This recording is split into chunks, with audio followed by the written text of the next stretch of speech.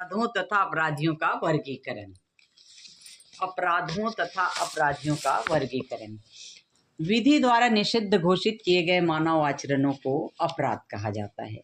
जो विधि द्वारा निषिद्ध घोषित किए जाते हैं ऐसे मानव के आचरण को अपराध कहा जाता है। और ये ऐसे समाज विरोधी कृत्य होते हैं जो जनसाधारण के भय से, जनसाधारण के डर से और आतंक से उत्पन्न होते हैं।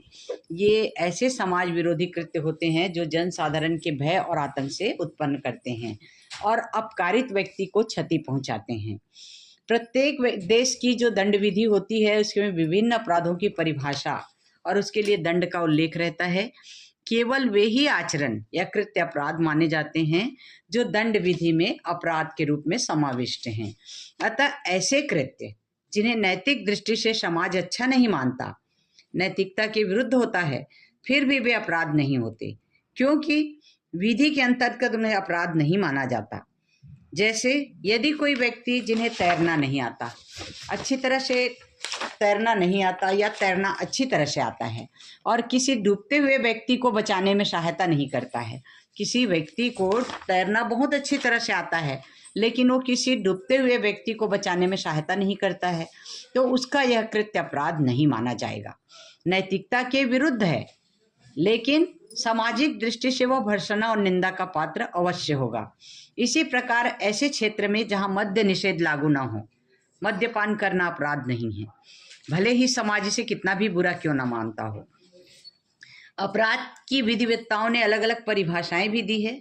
जैसे गिलिन ने दी है, अपराध एक ऐसा कृत्य है एवं दुराचरण है, अपराध एक ऐसा कृत्य एवं दुराचरण है जो समाज के लिए हानिकारक एवं स्थानीय विधि का उल्लेख है। तो ये गिलिन की परिभाषा थी। सदरलैंड ने कहा कि अपराध मानव का ऐसा आचरण है जिससे आपराधिक विधि का उल्लंघन या अतिक्रमण होता है। टैफ्ट ने कहा है कि अपराध एक ऐसा कार्य है जिसका किया जाना दंड विधि के अधीन निषिद्ध है तथा किए जाने पर विधि द्वारा दंडनीय है। और क्रॉस और जोन्स ने कहा है कि अपराध एक ऐसा विधिक अपकार है जिसके उपचार के तौर पर राज्य द्वारा अपराधी को दंडित किया जाता है। यदि ऐसा कोई कार्य करता है व्यक्ति जो अपराध की श्रेणी में आता है तो राज्य उसे दंड देता है। और अपराध के तत्व, अपराध के कौन कौन से तत्व हैं? कोई कार्य अथवा कार्यलोप, कोई कार्य अथवा कार्यलोप किया जाना। दूसरा, इसके लिए व्यक्ति का सक्षम होना। ऐसा कार्य, तीसरा, ऐसा कार्य या कार्यलोप स्वेच्छा से किया जाना। चौथा है कार्य अथवा कार्यलोप का दुराशय से किया जाना। पांचवा, ऐसे कार्य का कार्यलोप से किसी को हानि या क्षति पहुंची हो, हानि या क्षति पहुंची हो। छठवा है ऐसे कार्य या कार्यलोप का विधि द्वारा दंडनीय होना। तो अपराध के मानसिक तत्व, ये तो हुए अपराध के तत्व। कोई भी कार्य अपराध होने के लिए दो चीजें जरूरी है, पहला आशय और दूसरा कृत्य का किया जाना। यदि उसका आशय अपराध करने का नहीं था और कृत्य हो गया तो वो अपराध की श्रेणी में नहीं आएगा, और यदि उसका आशय है और कृत्य नहीं हुआ तो भी अपराध की श्रेणी में नहीं आएगा। तो अपराध के मानसिक तत्व कौन कौन से हैं? अपराध के तत्वों को हमने देखा, दुराशय, मेंसरिया, इसका एक महत्वपूर्ण तत्व है। वस्तुतः मानसिक तत्व का एक अंश अपराध कारित करने में दुराशय के साथ अन्य कई मानसिक तत्वों का समावेश रहता है। अब मानसिक तत्व कौन कौन से हैं? पहला है आशय, इंटेंशन। दूसरा है दुराशय, मेंसरिया। तीसरा है हेतु, मोटिव। चौथा है ज्ञान, नॉलेज। निर्दोषिता, तथ्य की भूल और विधि की भूल, मिस्टेक ऑफ फैक्ट और मिस्टेक ऑफ लॉ। ये हो गए मानसिक तत्व। इन्हें अपराध के मानसिक तत्व के रूप में माना जा सकता है या माना जाता है या कहा जाता है। अपराधों का निर्धारण करते समय इन तत्वों को ध्यान में रखा जाना आवश्यक है। यदि ये तत्व हैं तभी वो कार्य अपराध की श्रेणी में आएगा। अपराध का वर्गीकरण विद्वानों द्वारा अलग अलग प्रकार से किया गया है। W.A. बांगर ने कहा है कि अपराध 3 प्रकार के होते हैं। कौन कौन से 3 प्रकार? पहला राजनीतिक अपराध, दूसरा आर्थिक अपराध, तीसरा लैंगिक अपराध और चौथा में इन्होंने जोड़ा है विविध अपराध। तो इस प्रकार बोंगर ने 3 अपराध, राजनीतिक, आर्थिक और लैंगिक को जोड़ा है और अन्य सभी अपराधों को विविध अपराधों की श्रेणी में रख दिया है। पहला राजनीतिक अपराध। राजनीतिक अपराध क्या है? ये अपराध इन के इन प्रकारेण सत्ता प्राप्त करने से संबंधित होता है। जब विधि पूर्वक ढंग से सत्ता नहीं प्राप्त की जा सकती तो इसे प्राप्त करने के लिए अवैध तरीके अपनाए जाते हैं। इसको राजनीतिक अपराध की श्रेणी में रखा गया है। दूसरा है आर्थिक अपराध। आर्थिक अपराध वे होते हैं जो अन्य व्यक्तियों के आर्थिक हितों के विरुद्ध किए जाते हैं। इन अपराधों में संपत्ति या आर्थिक हितों को हानि पहुंचाना, चोरी, आर्थिक कदाचार, एक औद्योगिक गृह के श्रमिकों की संख्या को कम कर देना या प्रतिद्वंदी कारोबार समूह को प्रतिस्पर्धा से समाप्त कर देना, ये इस प्रकार के अपराध होते हैं आर्थिक अपराध। तीसरा है लैंगिक अपराध। लिंग से संबंधित अपराधों को लैंगिक अपराध कहते हैं, जैसे बलात्कार, गुदा मैथुन, समलैंगिकता, जार कर्म, सिनेमा में लैंगिक प्रदर्शन, कुछ स्थानों पर सजीव लैंगिक प्रदर्शन, इस प्रकार के लैंगिक अपराध में आते हैं। लैंगिक अपराध एक स्थान से दूसरे स्थान पर तथा काल चक्र के अनुसार अलग अलग हो सकते हैं, भिन्न भिन्न हो सकते हैं। जैसे व्यपहरण का केस, अपहरण का केस, जहाँ तक वो अलग अलग स्थानों में अपहरण करके ले जाएगा वहाँ तक वो लैंगिक अपराध की श्रेणी में आएगा। रेप का केस भी एक जगह रायपुर है, जगदलपुर है, बस्तर है, अलग अलग जगहों में इस तरह के अपराध, रेप के अपराध कर रहे हैं तो ये भी लैंगिक अपराध की श्रेणी में आएंगे, जो काल चक्र के अनुसार अलग अलग हो सकते हैं। विविध अपराध, वे अपराध जो तीनों कोटियों में नहीं आते, वे विविध अपराध की श्रेणी में आते हैं। अब सदरलैंड ने इस अपराधों का वर्गीकरण की आलोचना करते हुए कहा है कि पर्याप्त नहीं है, अपर्याप्त है। कैसे? लेमर्ट ने अपराधों का वर्गीकरण इस प्रकार किया है। कैसे किया है? स्थितिजन्य तथा परिस्थितिजन्य अपराध, स्थितिजन्य और परिस्थितिजन्य अपराध। दूसरा योजनाबद्ध और कम वृद्ध अपराध। तीसरा विश्वास के प्रति अपराध। तो व्यक्ति के विरुद्ध अपराध, ये तो हो गया सदरलैंड के अनुसार। सदरलैंड ने क्या कहा? व्यक्ति के विरुद्ध अपराध, संपत्ति के विरुद्ध अपराध और लोक शिष्टता, लोक व्यवस्था और लोक न्याय के विरुद्ध अपराध। सदरलैंड ने अपने अपराधों के वर्गीकरण में 3 श्रेणी बताया है। पहला व्यक्ति के विरुद्ध अपराध, दूसरा संपत्ति के विरुद्ध, तीसरा लोक शिष्टता, लोक व्यवस्था और लोक न्याय के विरुद्ध अपराध। तो बदलते परिवेश में अब एक नए प्रकार का अपराध और सामने आया है, cyber crime. Cyber crime, cyber अपराध। साइबर क्राइम क्या है? ये मुख्य रूप से इलेक्ट्रॉनिक मीडिया और इंटरनेट से जुड़ा हुआ है। प्रकृति के अनुसार अपराधों का वर्गीकरण 3 श्रेणियों में किया जा सकता है: व्यक्ति के विरुद्ध अपराध, संपत्ति के विरुद्ध अपराध और राज्य के विरुद्ध अपराध। अब व्यक्ति के विरुद्ध अपराध क्या है? इन्हें मानव शरीर के विरुद्ध अपराध भी कहा जा सकता है। जो मानव शरीर के विरुद्ध अपराधों में मुख्य रूप से निम्नलिखित अपराधों को शामिल किया गया है। चाहे पहला है उपहति, साधारण या गंभीर चोट। आपराधिक मानववध, हत्या, हत्या का प्रयत्न। तीसरा है दहेज मृत्यु। चौथा आत्महत्या का प्रयत्न। पांचवा आत्महत्या के लिए दुष्प्रेरण, ठगी, सदोष अवरोध, सदोष परिरोध, अपहरण, व्यपहरण, मुक्तिधन के लिए अपहरण करना, व्यपहरण करना, आपराधिक बल का प्रयोग करना, हमला करना, रेप, बलात्कार, अप्राकृतिक मैथुन, जारता। ये सब व्यक्ति के विरुद्ध केस में, व्यक्ति के विरुद्ध अपराध में आते हैं ये सब। डाउरी डेथ, दहेज मृत्यु, इसका अपराध जो है 304B में था, आईपीसी की धारा 304B, लेकिन अब चेंज हो गया है, कालांतर में संशोधन द्वारा जोड़ा गया है। इसका मृत्यु का कारण दहेज मृत्यु की बढ़ती हुई घटनाएं हैं। दहेज मृत्यु का अपराध जो है उसके गठन के लिए दहेज की मांग, और दहेज की मांग किससे की जाती है? मृतक स्त्री की मृत्यु के ठीक पूर्व उसके रिश्तेदारों से, उसके परिवारों से उसे यातना दिया जा रहा है, यातना दिया जाना आवश्यक है। स्टेट ऑफ उत्तर प्रदेश बनाम महेश चंद पांडे इस केस में, और कंसराज बनाम स्टेट ऑफ पंजाब, ये दोनों केसेस में ये बात कही गई है कि यदि दहेज की मांग मृतक स्त्री के रिश्तेदारों द्वारा की जाती है, उसके मृत्यु के ठीक पूर्व उसे यातना दिया गया है, तो दहेज मृत्यु का अपराध बनता है। इसी प्रकार Kishan Singh versus state of Punjab के केस में कहा गया है कि स्कूटर की मांग को लेकर पत्नी की हत्या करने को दहेज मृत्यु का मामला माना गया है। स्कूटर के लिए उसने पत्नी की हत्या कर दी। Devilal versus state of Rajasthan, इसमें दहेज मृत्यु के अपराध के गठन के लिए आवश्यक है कि मृत्यु के ठीक पूर्व मृतक को यातना दी गई हो, तभी वो दहेज मृत्यु के अपराध की श्रेणी में आएगा। सम्मति के बिना गर्भपात कारित किए जाने को Hasi Mohan Barman versus state of Assam के मामले में 313 आईपीसी इंडियन पेनल कोड के अंतर्गत अपराध माना गया है। 10 वर्षीय लड़की के साथ बलात्कार को स्टेट ऑफ कर्नाटक बनाम राजू के मामले में गंभीर अपराध माना गया है। इसी प्रकार व्यक्ति संबंधी अपराधों से अभिप्राय ऐसे अपराध से है जिससे व्यक्ति स्वयं प्रभावित होता है, व्यक्ति के शरीर को क्षति पहुंचती है। तो दूसरा है संपत्ति के विरुद्ध अपराध। संपत्ति संबंधी अपराधों से अभिप्राय ऐसे अपराधों से है जिनमें मुख्य रूप से संपत्ति प्रभावित होती है। ऐसे अपराध कौन कौन से हैं? चोरी, अपकर्षण, लूट, डकैती, आपराधिक विनियोग, आपराधिक न्यासभंग, छल, दृष्टि, कूटरचना, आपराधिक अत्याचार, ये हुए संपत्ति संबंधी अपराध। अब राज्य के विरुद्ध अपराध क्या है? राज्य के विरुद्ध अपराध में केवल कोई व्यक्ति विशेष या संपत्ति विशेष प्रभावित नहीं होता, अपितु संपूर्ण राज्य प्रभावित होता है। ऐसे अपराधों में खास तौर पर राज्य की एकता, अखंडता एवं संप्रभुता को संकट उत्पन्न हो जाता है। तो राज्य के विरुद्ध अपराध में कौन कौन सी चीज़ों को शामिल किया गया, कौन कौन सी ऐसे अपराध हैं जिसको राज्य के विरुद्ध अपराध में शामिल किया जा सकता है?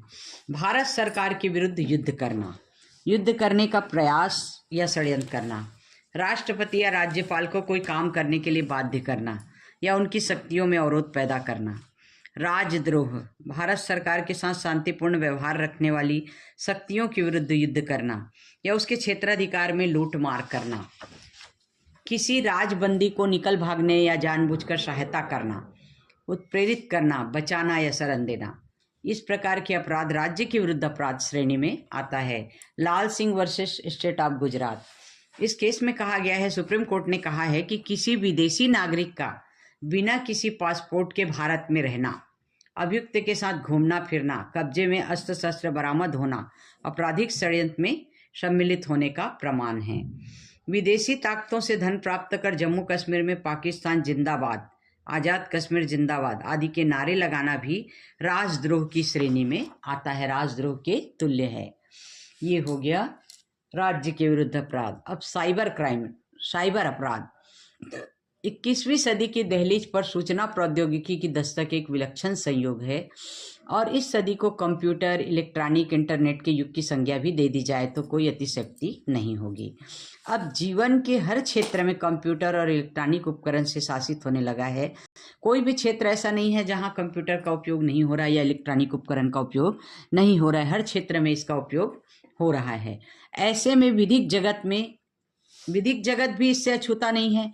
सूचना प्रौद्योगिकी अधिनियम 2000 इस सदी के प्रारंभ में ही एक महत्वपूर्ण विधि है और इस अधिनियम की कुल 13 अध्याय हैं, 94 धाराएं हैं और 4 अनुसूचियां हैं। और इस अधिनियम के दौरान इलेक्ट्रॉनिक एक्सचेंज, इंटरनेट सहित सभी प्रकार के इलेक्ट्रॉनिक माध्यम से किए जाने वाले व्यवहारों को कानूनी मान्यता दी गई है। अब ई व्यापार के लिए ई समझौते किए जा सकेंगे और इस कार्य में प्रयुक्त ई दस्तावेजों को न्यायालय में पेश किया जा सकेगा, बशर्ते कि इस पर हस्ताक्षर प्रमाणित डिजिटल हस्ताक्षर से युक्त हो और उसमें छेड़छाड़ न किया गया हो। अब कोर्ट के सारे कार्य डिजिटल हो गए हैं और कोई केस के बारे में आपको जानकारी चाहिए, किस स्टेज में है और कौन सा केस है, तो आप जैसे ही कंप्यूटर में उसको डालेंगे वो पूरा डिटेल उसमें दिखा दिया जाएगा। हर कार्य कंप्यूटर से ही होने लगा है। जेल में बंद कैदी भी अपना बयान, अपना जो ये वहाँ से प्रोसीडिंग है वो देख सकता है और अपना बयान भी वो इसी माध्यम से दे सकता है। यानी जेल और कोर्ट से इलेक्ट्रॉनिक जो ये हैं वो कनेक्टेड रहते हैं।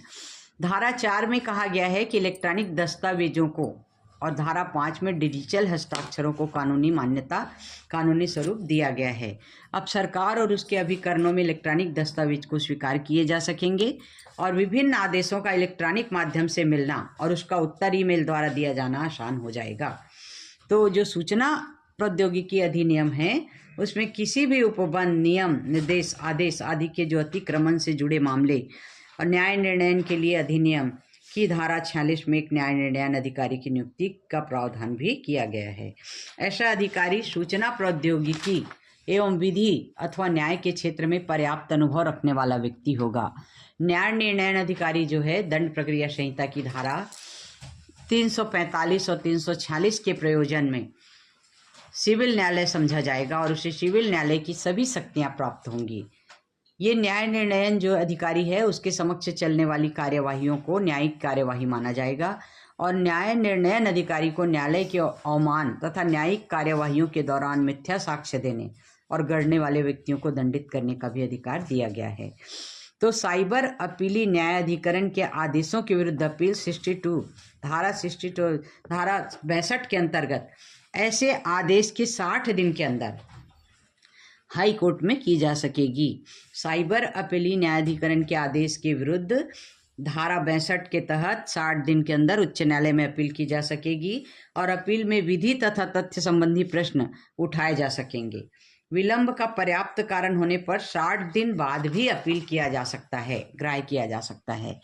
और निपटान अधिकारी जो है इस अधिनियम के अधीन किसी अपराध का दोषी पाए जाने पर व्यक्ति को कारावास, जुर्माना अथवा दोनों से दंडित करने का अधिकार होगा।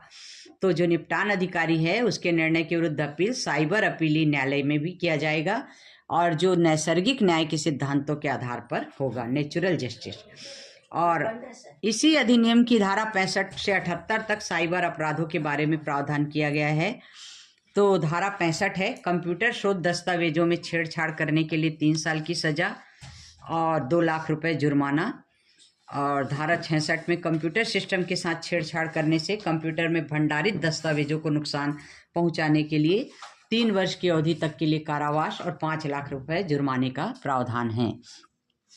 इंटरनेट पर अश्लील सामग्री प्रकाशित करने के लिए 3 साल की अवधि तक का कारावास और 5 लाख रुपए जुर्माने का प्रावधान है। और धारा 71 है, डिजिटल हस्ताक्षर प्रमाण पत्र प्राप्त करने के लिए अथवा अनुज्ञप्ति के लिए मिथ्या व्यपदेशन करने अथवा किसी तथ्य को छिपाने के लिए 2 साल की अवधि का कारावास अथवा 1 लाख रुपए जुर्माने का अथवा दोनों से दंडित किए जाने का उपबंध किया गया है। तो सूचना प्रौद्योगिकी कानून से साइबर अपराधों की रोकथाम में काफ़ी मदद मिलेगी। ये तो हुआ साइबर क्राइम।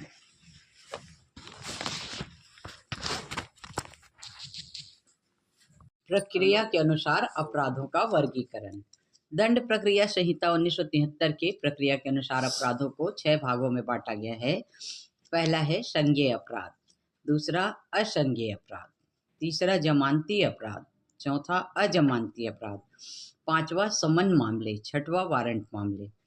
तो पहला है संज्ञेय अपराध। संज्ञेय अपराध, कॉग्निजेबल ऑफेंस। संज्ञेय अपराध से अभिप्राय ऐसे अपराध से है जिसमें पुलिस अधिकारी को किसी अभियुक्त या व्यक्ति को बिना वारंट के गिरफ्तार किया जा सकता है। ऐसे अपराध सीरियस नेचर के होते हैं, गंभीर प्रकृति के होते हैं और संगीन जुर्म की श्रेणी में आते हैं, संगीन जुर्म कहा जाता है। असंज्ञेय अपराध। असंज्ञेय अपराध में नॉन कॉग्निजेबल ऑफेंस। असंज्ञेय अपराध से अभिप्राय ऐसे अपराध से है जिसमें पुलिस अधिकारी किसी व्यक्ति या अभियुक्त को वारंट के बिना गिरफ्तार नहीं कर सकती। ऐसे अपराध जो है सामान्य प्रकृति के होते हैं। और जमानती अपराध, बेलेबल ऑफेंस। जमानती अपराध सामान्य प्रकृति के अपराध होते हैं और ऐसे अपराधों में जमानत पर छूटना अभियुक्त का अधिकार होता है। अभियुक्त के अधिकार के रूप में अपने अधिकार के रूप में जमानत के लिए दावा कर सकता है। अजमानती अपराध, नॉन बेलेबल ऑफेंस। अजमानती अपराध से अभिप्राय ऐसे अपराध से है जिसमें अभियुक्त का एक अधिकार के रूप में जमानत का दावा नहीं कर सकता। जमानत देना या न देना न्यायालय के स्वविवेक पर निर्भर करता है और सामान्यतः ऐसे अपराध गंभीर प्रकृति के होते हैं। समन मामले, समन केसेस। समन मामले सामान्य प्रकृति के होते हैं और इनमें ऐसे मामलों को शामिल किया गया है जिनमें 2 या 2 से अधिकतम वर्ष के कारावास केवल जुर्माने का प्रावधान हो। ऐसे मामले, ऐसे अपराध जो केवल जुर्माने से दंडित किया जा सकता है या 2 वर्ष से कम अवधि के लिए कारावास का प्रावधान हो, ऐसे मामले समन मामले कहलाते हैं। वारंट मामले, वारंट केसेस। ऐसे मामले में मृत्युदंड, आजीवन कारावास या 2 वर्ष से अधिक की सजा का कारावास का प्रावधान हो, वारंट केसेस कहलाते हैं। ऐसे मामले गंभीर प्रकृति के होते हैं। इस प्रकार के अपराधों को गंभीर एवं प्रक्रिया के अनुसार विभिन्न वर्गों में वर्गीकृत किया गया है। देश, काल एवं परिस्थितियों के अनुसार यह वर्गीकरण परिवर्तनशील है। साइबर अपराधों को भी गंभीर प्रकृति का अपराध माना गया है। अब है अपराधियों का वर्गीकरण। ये तो हो गया अपराध का वर्गीकरण। अपराधियों का वर्गीकरण। अपराध एक गतिशील डायनेमिक संकल्पना है जो समय और स्थान के साथ बदलती रहती है, परंतु अधिकांश अपराध ऐसे होते हैं जो प्रायः सभी जगह आदिकाल से अपराध माने जाते हैं, जैसे चोरी, डकैती, बलात्कार, लूटपाट, हत्या, अपहरण, राजद्रोह आदि ऐसे कृत्य हैं जिन्हें सभी जगह सदैव ही अपराध माना जाता रहा है। वर्तमान में सफ़ेदपोश अपराध जैसे कुछ नवीनतम अपराधों ने जन्म लिया है, जिसका दुष्प्रभाव व्यक्ति विशेष पर तो दिखाई नहीं पड़ता, लेकिन वे समाज के लिए गंभीर रूप से हानिकारक होते हैं और इन अपराधियों को अन्य सामान्य अपराधियों से भिन्न मानते हुए सफ़ेदपोश अपराधी कहा गया है। व्यक्ति समय समय पर कई प्रकार के अपराध कारित करता है। प्रायः ये देखा जाता है कि प्रत्येक अपराधी की अभिरुचि किसी अपराध विशेष में अधिक होती है और समय समय पर वह उसी प्रकार के अपराधों की पुनरावृत्ति करता है। कामातुर व्यक्ति अधिकतर लैंगिक शोषण के अपराध अधिक कारित करता है, जबकि सफ़ेदपोश अपराधी मिलावट, तस्करी आदि के अपराध कारित करते हैं। इन्हीं प्रवृत्तियों के आधार पर अपराधियों को विभिन्न वर्गों में वर्गीकृत किया गया है। तो कैसे वर्गीकृत किया गया है? लोमरेशो ने अपराधियों का वर्गीकरण 4 भागों में किया है। पहला है जन्मजात अर्थात जन्मतः अपराधी, बर्न क्रिमिनल्स, विक्षिप्त अर्थात मनोविकृत अपराधी, इंसेंस क्रिमिनल्स, कामातुर अपराधी यानी जो काम वासना लैंगिक अपराध से लिप्त रहते हैं। चौथा प्रसंगवश या आकस्मिक अपराधी। ये 4 प्रकार के अपराधी बताए हैं लोमरेशो ने। गेरोफेलो ने अपराधियों का वर्गीकरण कुछ अलग किया है। प्रारूपिक अपराधी पहला, दूसरा हिंसात्मक अपराधी, तीसरा सद्भाव रहित अपराधी, कामातुर अपराधी। इस प्रकार से 4 प्रकार इन्होंने बताया है। इसी प्रकार फैरी ने किया है, ये 5 प्रकार में वर्गीकृत किया है। पहला जन्मतः अपराधी, दूसरा आदतन अपराधी, तीसरा विकृत चित्त या विक्षिप्त अपराधी, आकस्मिक अपराधी और भावावेशी अपराधी। तो अपराध शास्त्रियों द्वारा अपराधियों का ये वर्गीकरण या तो अपने अनुभव के आधार पर किया गया है या फिर परिकल्पना के आधार पर। जन्मजात जो अपराधियों के वर्गीकरण की काफ़ी आलोचना हुई है। आलोचकों का ये कहना है कि व्यक्ति न तो जन्म से अपराधी होता है और न ही आपराधिकता वंशानुगत होती है। तो अपराध तो व्यक्ति परिस्थितिवश करता है, अतः किसी भी व्यक्ति को जन्मजात अपराधी नहीं कहा जा सकता। तो अपराधियों की जो शेष श्रेणियां हैं वो काफ़ी हद तक सही हैं।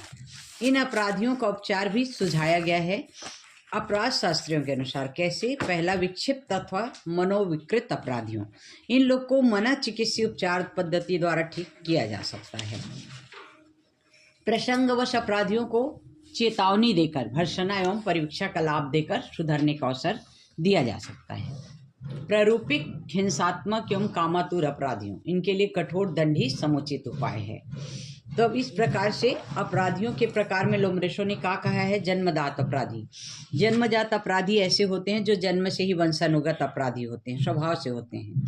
अधिकांशतः अपराध शास्त्रियों ने अपराधियों के इस वर्ग को अपनी असहमति व्यक्त की है और कहा है कि स्वयं लोमरेशो ने अपने जीवन के अंतिम वर्षों में इसे भ्रामक बोला था और ये स्वीकार भी किया कि कोई भी अपराधी जन्म से नहीं होता, वरन परिस्थितियां उसे अपराध बना देती हैं। दूसरा विक्षिप्त अपराधी।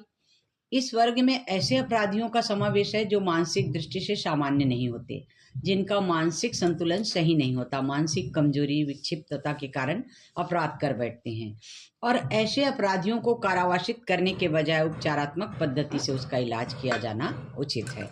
तीसरा है विषयासक्त यानी कामातुर अपराधी। इन अपराधियों की काम वासना असाधारण रूप से प्रबल होने के कारण प्रायः यौन अपराध अधिकता से करते हैं।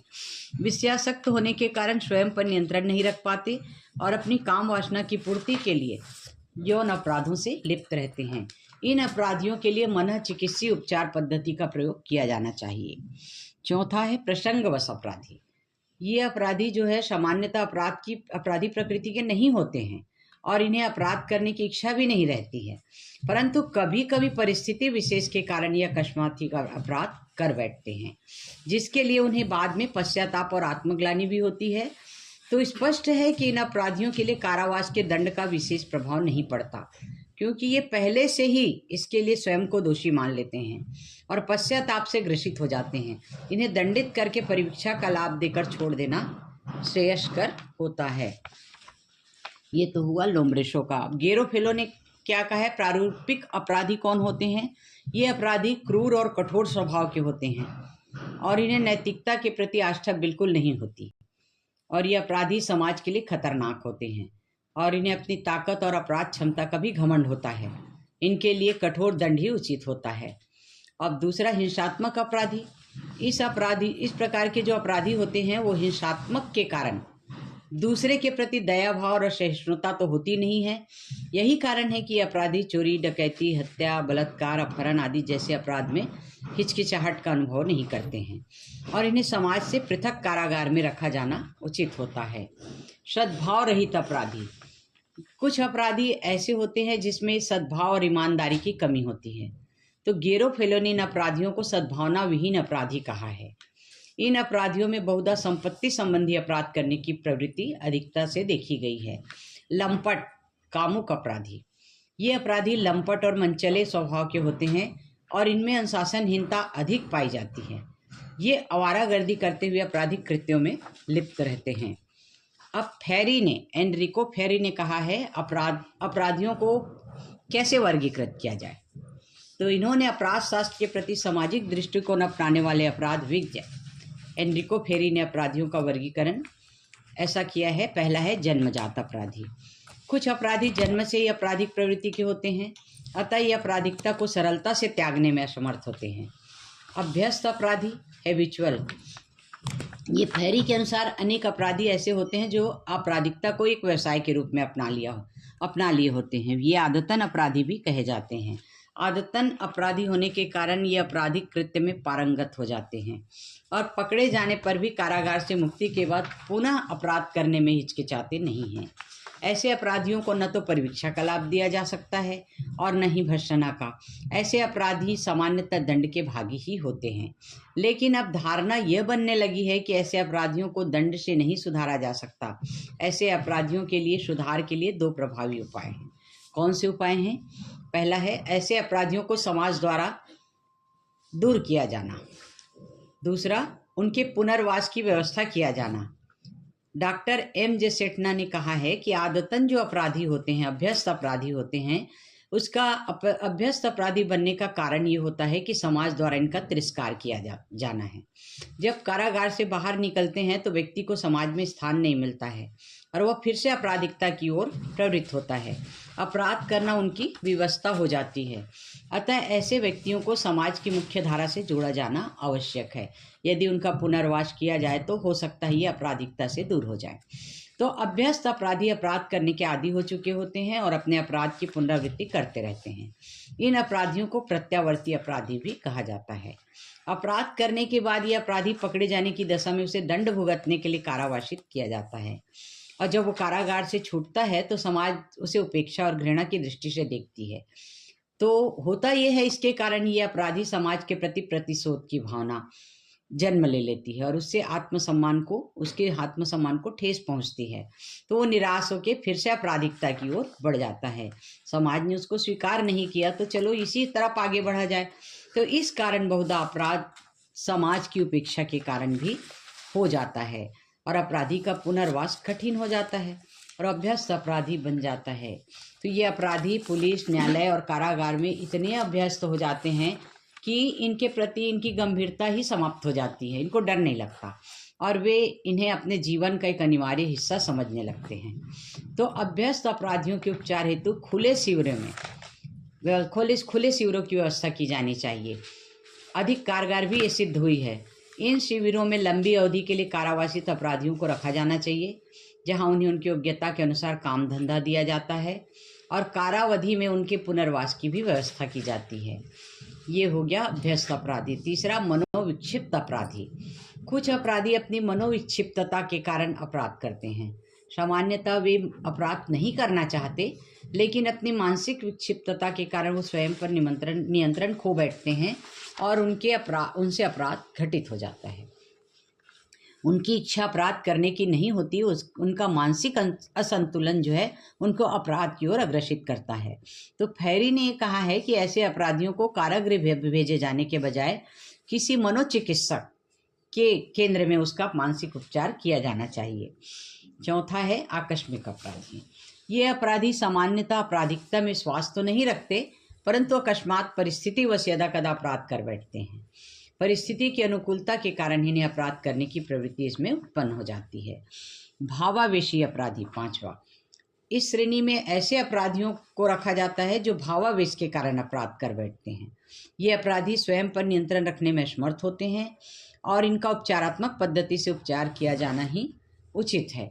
तो स्पष्ट है कि उपर्युक्त सभी अपराध शास्त्रियों द्वारा किया गया जो अपराधियों का वर्गीकरण है, उनके अनुभवों के आधार पर, कल्पना पर आधारित है, क्योंकि मानव आचरण का स्वरूप ही कुछ ऐसा है, इसे निश्चित वर्गों में श्रेणीबद्ध नहीं किया जा सकता। ये अपराधियों का वर्गीकरण।